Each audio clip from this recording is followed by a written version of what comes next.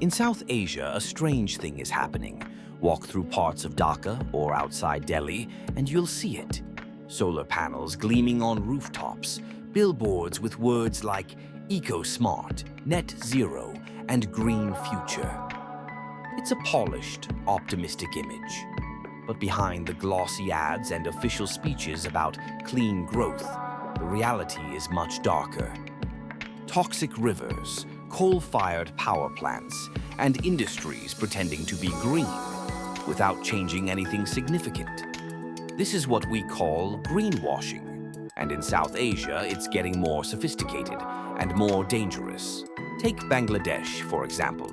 The country is celebrated for having the most green factories, according to certification counts. But behind this green facade, rivers are contaminated with deadly chemicals.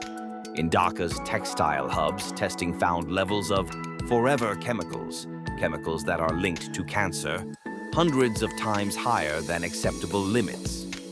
These chemicals still flow into rivers where children play and families depend on fish for food.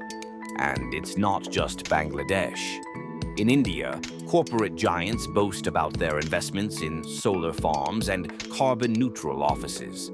But coal is still the backbone of the national energy grid. Companies may market themselves as leaders in renewable energy, but in reality, they continue to fund fossil fuel operations.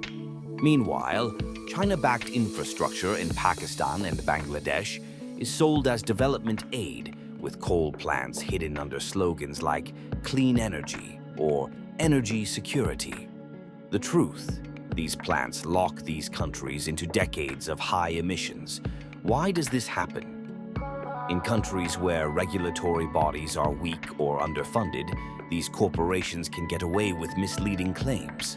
It's a system that lets industries look green without actually changing their operations.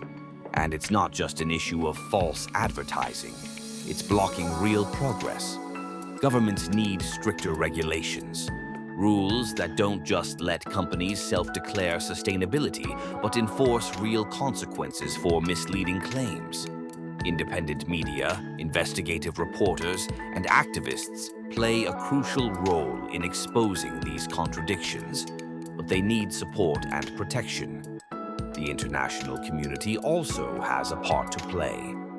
Climate finance should be tied to tangible results, and wealthy nations should ensure their carbon offsets in the global south are actually reducing emissions. The climate crisis is no longer a future threat.